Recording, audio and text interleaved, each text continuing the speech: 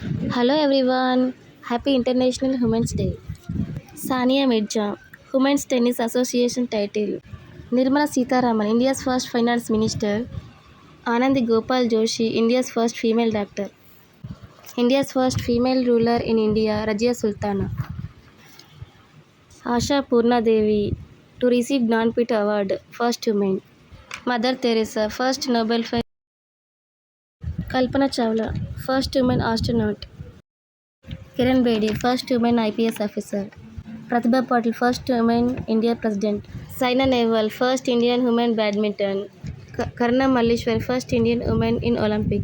Susmita Sen, India's first Miss Universe. Mary Kom, India's first boxer woman. Arundhati Rai, first Indian woman Booker Prize. Strong women make the world better. Be confident, lead without fear. A woman with a voice is, by definition, a strong woman. Happy International Women's Day once again. Thank you.